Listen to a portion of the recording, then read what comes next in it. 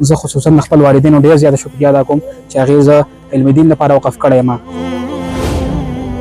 الحمدلله زموږ د علم دین دا سفر دا په خیر سره اختتام ته ورسېدو. 8 کاله کورس هغه الله جل شانه په خیر خیریت سره په عافیت سره مکمل کړو. محتمیم صاحب ته هم د هغوی ټول خاندان ته په دغې موقع باندې هغه مبارکبادي وایو. دا دی چې کوم دغه د دوی د دستاري فضیلت قبوله منظور وګرځوي. ټول کم از کم یو کس علم ته ورکړو او د کلي د علاقې لپاره د خیر ذریعه وګرځو.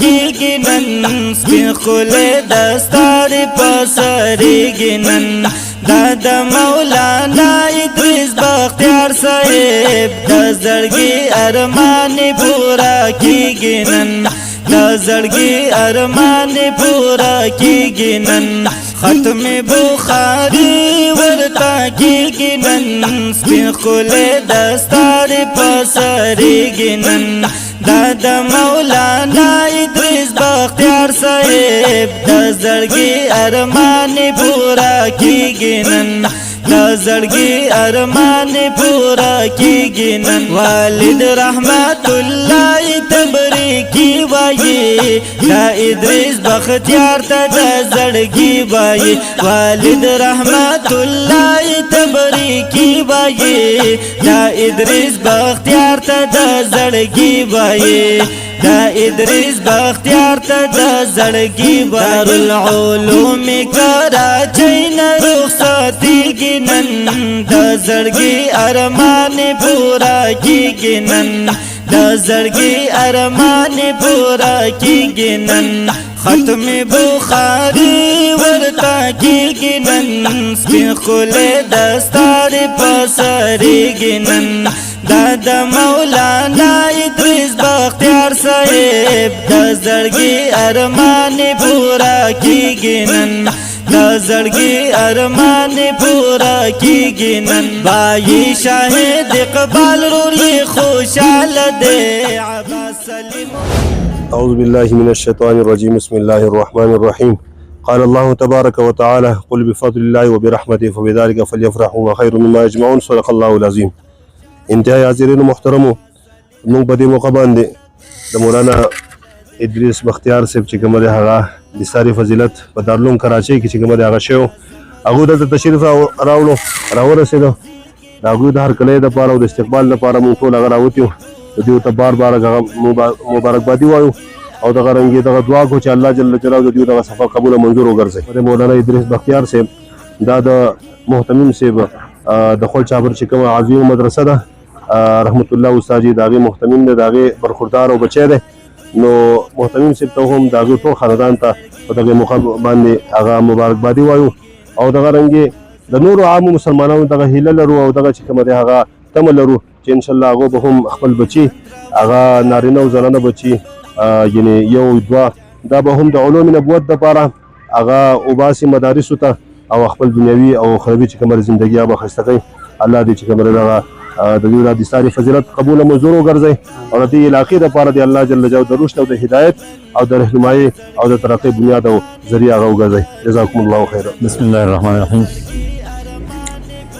زه په دې موقع کې د عبدالرحمن مولانا صاحب ډېر شکریه ادا کوم چې هغه هم زموږ سره په دې پروګرام کې شریک شوی دی او ډېر ښه ښایسته نصیحت نه ډکې خبرې وکړې او موږ هم پکار دي چې دغه شان د هر کور باقاعده د هر کور د ذمهوار فرد ذمهواري داره چې د کور نه کم از کم یو کس علم ته ورکړو.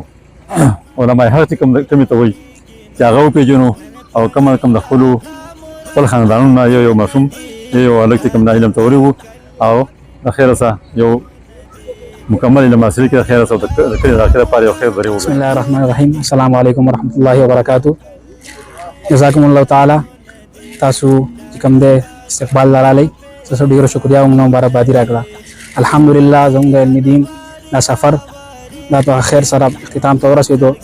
علم چې کوم د دین دی دا ختمېدونکی نه دی، دا خو سمندر دی، د دې داسې کناره نشته. خو کوم رسمي چې کوم درس نظامي ورته ویلی کېږي هغه 8 کاله کورس هغه الله جل شانه په خیر خیریت سره په عافیت سره مکمل کړو.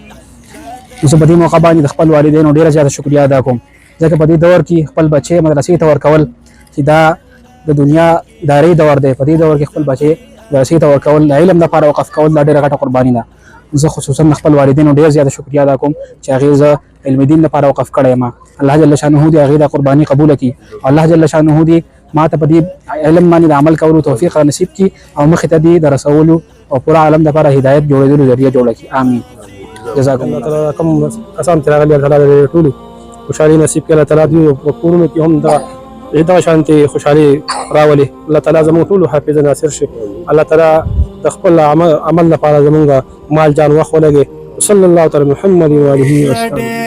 انتظار پس په مونږه خوشحالي راله زمونږ په کلي کور او علاقه کې رڼا راله ډېر انتظار پس په مونږه خوشحالي راله زمو په کلي کور او علاقه کې رڼا راغله کراچۍ دارالعلوم نه کراچۍ دارالعلوم نه پورا دغه سفر شو کراچۍ دارالعلوم نه پورا دغه سفر شو مولوی ادریس بختیار په حدیثو منور شو مولوی ادریس بختیار په حدیثو منور شو نصیب یې شولو علم پر اختیار چې بختور شو نصیب یې شولو علم پر اختیار چې بختور